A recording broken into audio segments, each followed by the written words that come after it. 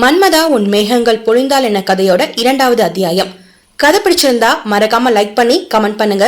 இப்ப வாங்க கதைக்குள்ள போகலாம். மாறன் அறையில் இருந்து கூம்பிய முகத்தோடு வெளியே வந்த மல்லியை கண்டதும் நந்தினிக்கு மனதில் குதூகலமாக இருந்தது. தேன்மல்லி சந்தோஷமாக இருந்தாலே இவளுக்கு பிடிக்காது. இது இன்று நேற்று என்றில்லை. எப்போது பாண்டியன் தாமரையையும் அவர் பிள்ளைகளையும் தங்கள் வீட்டிற்கு அழைத்து வந்தாரோ அப்போதிலிருந்தே தொடங்கிய வெறுப்பு இப்போதும் விடாமல் தொடர்கிறது அவள் மனதில். தந்தையை இழந்த குழந்தைகள் என்று தேன்மல்லி மீதும் அவள் தம்பி அகிலன் மீதும் தாய்மாமன் என்ற பாசத்தில் அதிக அக்கறை காட்டி தங்கள் குழந்தைகளைப் போலவே அவர்களுக்கும் எல்லாம் செய்து பார்த்து கொண்டார் பாண்டியன்.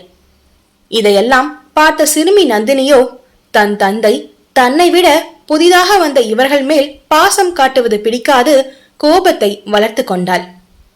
அவளின் கோபத்தை தவறு என்று எடுத்து சொல்லி அதை களைய வைக்க வேண்டிய சாந்தியோ அவள் கோபத்தை மேலும் பெருக்கும் விதமாகவே நந்தினியின் பிஞ்சு மனதில் தாமரையை பற்றியும் அவள் பிள்ளைகளை பற்றியும் தவறாகவே உருவகப்படுத்தி மேலும் வெறுப்பையே வளர்த்தார். இதே வேளையை தன் மகன் செந்தமிழ் மாறனிடமும் செய்ய பார்த்தார் சாந்தி.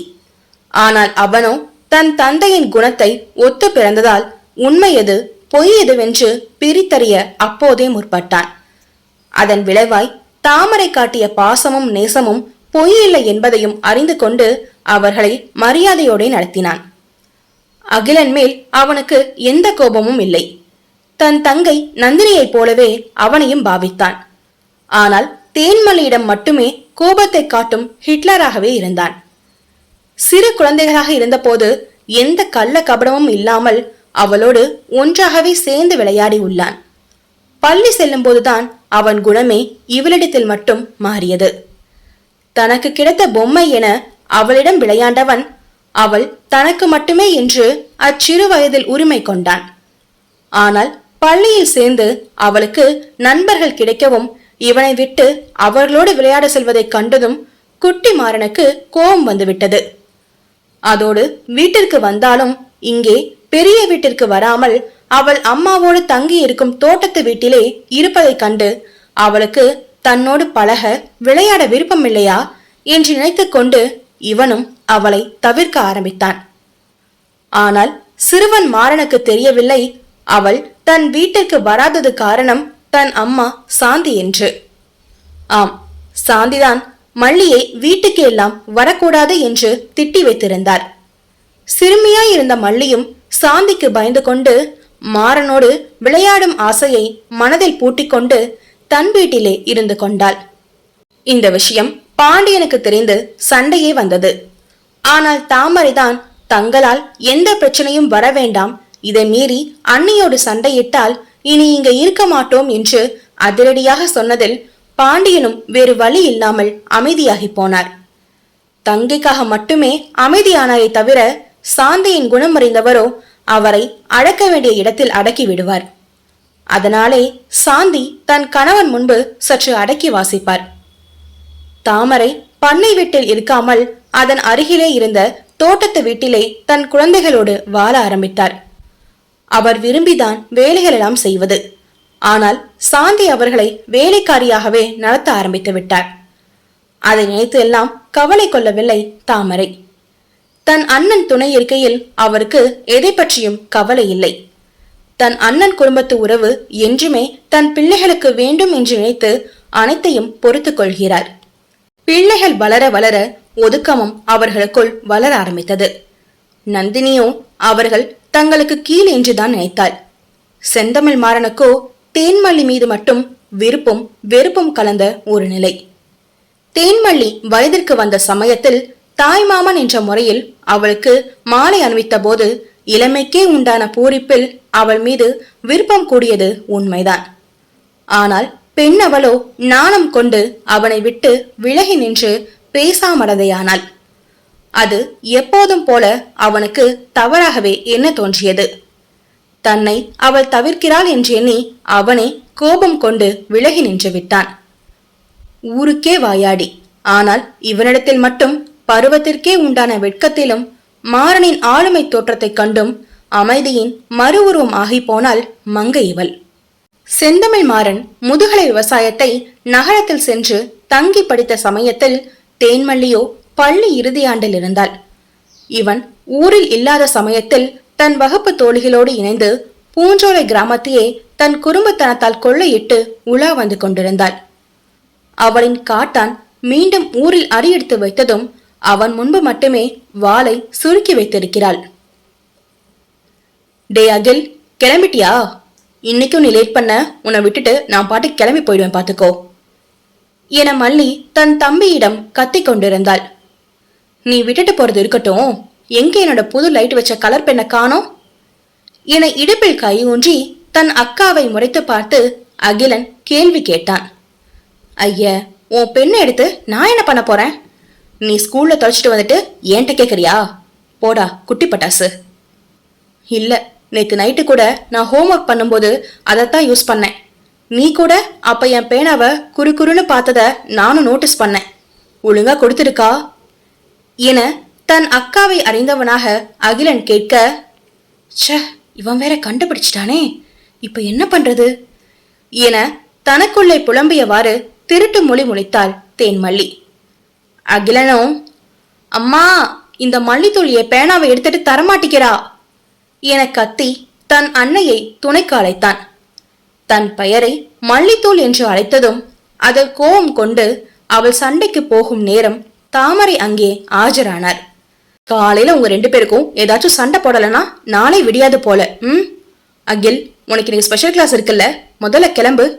இந்தா லஞ்ச் பேக், இதை எடுத்துட்டு நடைய கட்டு என அப்போதைக்கு அவர்கள் சண்டையை முடிவுக்கு கொண்டு வந்தார் தாமரை. அகிலோ தன் அக்காவை முறைத்து கொண்டே தன் புத்தக பையை எடுத்துக்கொண்டு தாமரையிடம் சொல்லிக் கொண்டு கிளம்பினான். தேன்மல்லியும் தன் பையை எடுத்துக்கொண்டு அம்மாவிடம் சொல்லிவிட்டு கல்லூரிக்கு கிளம்பினாள். வீட்டை விட்டு வெளியே வாசலுக்கு வந்த தேன்மல்லி தன் அம்மா தாமரை வீட்டினுள் சென்று விட்டார் என்பதை எட்டி பார்த்து உறுதிப்படுத்தி கொண்டவள் தனக்கு முன்னே சென்று கொண்டிருந்த தன் தம்பியை சத்தம் போட்டு அழைத்தாள். அடேய் அகிலா! தன் தம்பியை வெறுப்பேற்றவே அவனுக்கு பிடிக்காத வகையில் அவன் பெயரை கத்தி அழைத்தாள் தேன்மல்லி. அக்கா தம்பி இருவரும் சண்டை போட்டுக் கொள்ளும் நேரமெல்லாம் இந்த பட்டப்பெயர் வந்துவிடும். அந்த பெயரை கேட்டதும் கோபம் கொண்டு திரும்பிய அகிலனோ, ஒழுங்கா என் பேரை சொல்லி கூப்பிடு, அதை விட்டுட்டு பொண்ணு பேர்ல கூப்பிட்ட நான் சும்மா இருக்க மாட்டேன் என முகத்தை சுளித்துக் கொண்டு அவன் சொல்ல, அதை தூசி போல் தட்டி கழித்த தேனோ அவனை மேலும் வெறுப்பேற்றும் விதமாக தன் பையில் வைத்திருந்த அகிலனின் பேனாவை எடுத்து ஆட்டி காட்டினாள். பேனாவை பார்த்ததும் பெயர் சண்டை மறந்து போய் பேனாவை அவளிடம் இருந்து வாங்க வேண்டி அவளை துரத்தி கொண்டு வந்தான் அகிலன். தேன்மல்லி சிரித்துக்கொண்டே வேகமாக தங்கள் வீட்டை தாண்டி ஓடி வந்தவள் தன் தம்பி வருகிறானா என்று திரும்பி பார்த்து கொண்டே வந்தவள் திடீரென ஒருவன் மேல் மோதி நின்றாள். எந்த கிறுக்கண்டா வழியில் அந்த தூணை நட்டு வச்சது? இடிப்பட்ட தன் மூக்கை தேய்த்து கொண்டே நிமிர்ந்து பார்த்தவளை தன் அனல் வெளிக்கொண்டு முறைத்து பார்த்தபடி நின்றிருந்தான் நம் நாயகன் செந்தமிழ் மாறன். அகிலனோ மானிடம் மாட்டிக்கொண்டு முழிக்கும் தன் அக்காவை பார்த்தவன் அப்படியே ரிவர்ஸ் எடுத்து தன் பள்ளியை நோக்கி நடையை கட்டினான். ஏனோ அக்காவுக்கும் தம்பிக்கும் மாறனை கண்டால் மட்டும் பயம் வந்து ஒட்டி கொள்ளும். அது அவன் ஆளுமை தோற்றத்தால் கூட இருக்கலாம். ஏய், கண்ணுங்க பொடனலியா இருக்கு, நேரா பார்த்து வர தெரியாதா? சிங்கமென முழங்கியது மாறனது குரல். நீங்க வந்தத பார்க்கல மாமா. அப்போ வேற எங்க பார்த்துட்டே வந்த? அது அகிலன் என்னை துரத்திட்டு வந்தான், அதான் கவனிக்கல மாமா. அகிலனா? எங்க அவனை காணோம்?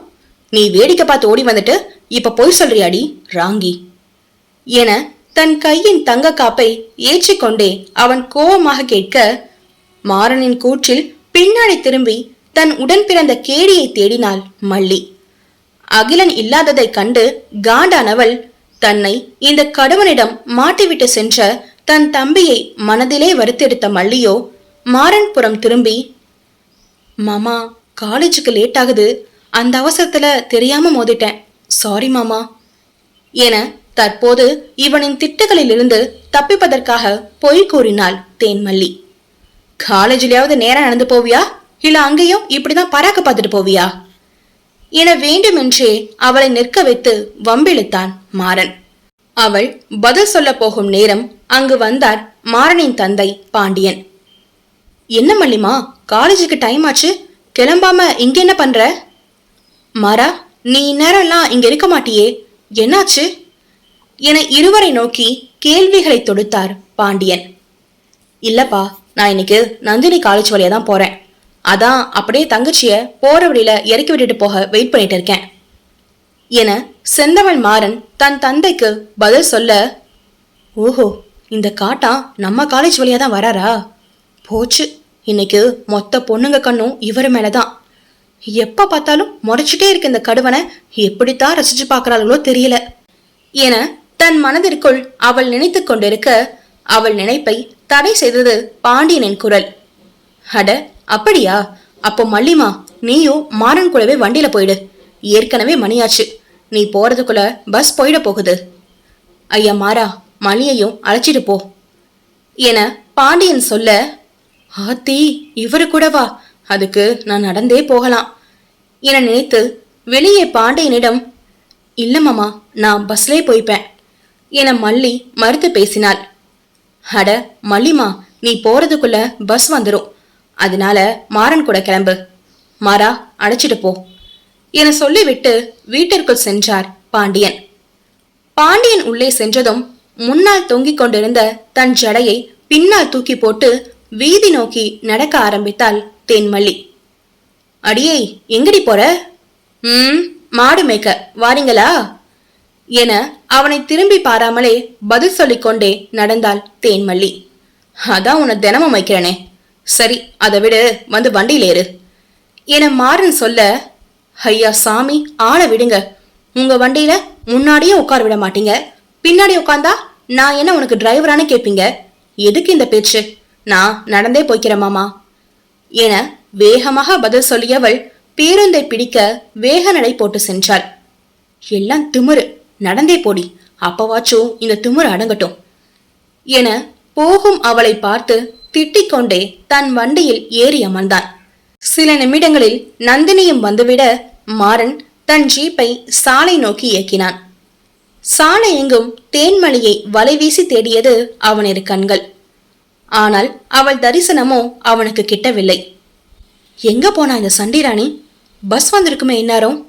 காலேஜுக்கு போகாம ஊர் சுத்தட்டும், அப்புறம் இருக்கு அவளுக்கு என மனதிற்குள் மல்லியை திட்டிக் கொண்டே கல்லூரியை நோக்கி வண்டியை செலுத்தினான். ஜீப் கல்லூரி வாசல் வந்ததும் தங்கையை இறக்கி விட்டுவிட்டு சற்று தள்ளி சென்று ஜீப்பை நிறுத்தினான். அதே சமயம் கல்லூரிக்கு வரவேண்டிய பேருந்தும் வந்து சேர்ந்தது. ஆனால் அதிலிருந்து தேன்மல்லி இறங்கவில்லை. அதை கண்டு கொண்ட மாறனுக்கு கோபம் உச்சிக்கு ஏறியது.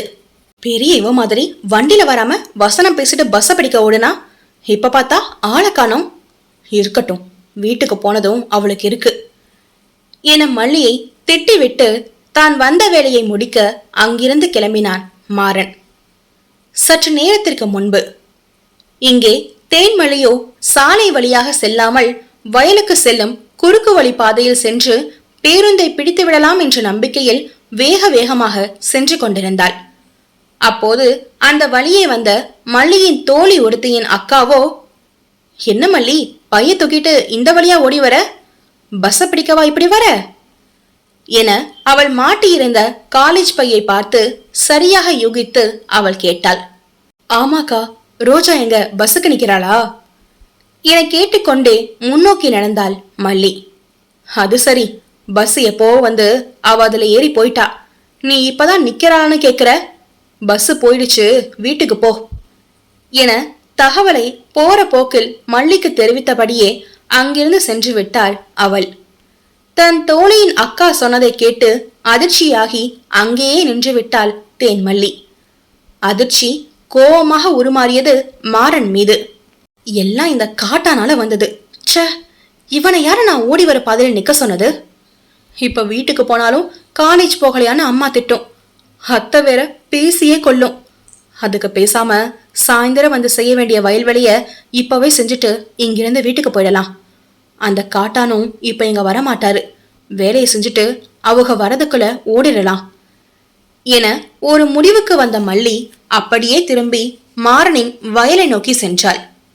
கண்ணுக்கு எட்டிய தூரம் வரை பச்சை பசேலென வயல்வெளிகள் நிறைந்திருந்தது. நெற்கதிர்கள் யாவும் தலையசைத்து பைங்கிலி அவளை வரவேற்றது. வயலின் பசுமை அவள் மனதை நிறைக்க மற்றதையெல்லாம் மறந்து வயலோடு ஒன்றி போனாள் தேன்மல்லி.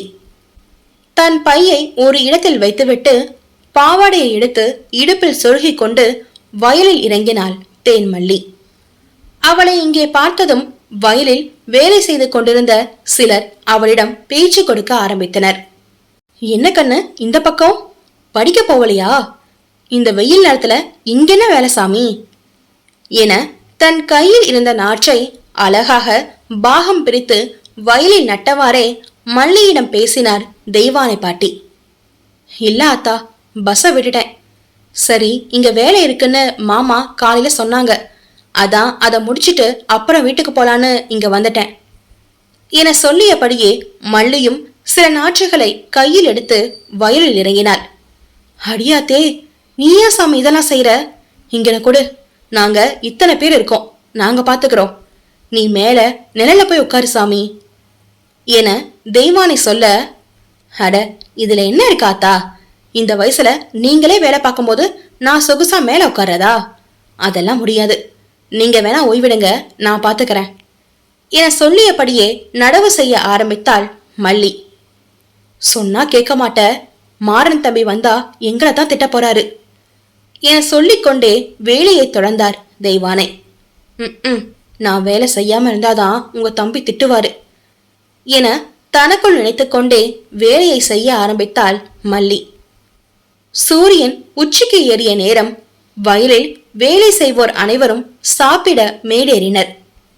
கண்ணு வா சாப்பிடலாம் என மல்லியை தெய்வானையோடு நின்ற சில பெண்கள் அழைக்க, இதோ வரேன் ஆத்தா, நீங்க போய் உட்காருங்க, தாவணியெல்லாம் சேரா இருக்கு, நான் அலசிட்டு வந்துடுறேன் என சொல்லிவிட்டு மல்லியும் மேடேறினாள். பம்பு செட்டை நோக்கி நடந்தாள் மல்லி. சுற்றி முற்றி பார்த்தாள். அங்கே ஒருவரும் இருப்பது போல் தெரியவில்லை. அதுவும் இல்லாமல் இது மாறனின் வயல் ஆயிற்றே. இங்கே தேவையற்ற வீண் பயங்களுக்கு இடமே இல்லை. அதனாலே தைரியமாக தன் பாவாடை மற்றும் தாவணி மேல் பட்டு தெரித்திருந்த சேற்றின் கரைகளை பாயும் நீரில் அலசி கொண்டிருந்தாள் தேன்மல்லி. மதிய வெயில் உச்சியை தொட்டாலும் சுற்றி இருந்த பசுமையோ மாறாக குழுமையை வழங்கி கொண்டிருந்தது.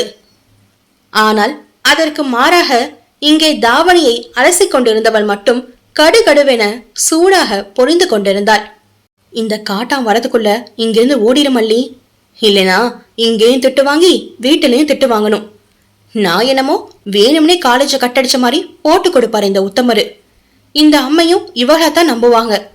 அப்படி என்னத்தான் பெத்த புள்ளையை விட இந்த வெள்ளை வேட்டி மைனல் மேல அம்புட்டு அக்கறையோ தெரியல ச்சே என தன் வாயில் செந்தமிழ் மாறனை போட்டு வறுத்து கொண்டிருந்த நேரம் அங்கே வந்து நின்றான் அவளின் வெள்ளை வேட்டி மைனர்.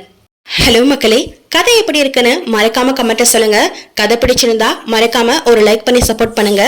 அடுத்த எபிசோட் திங்கட்கிழமை வரும். தேங்க்யூ.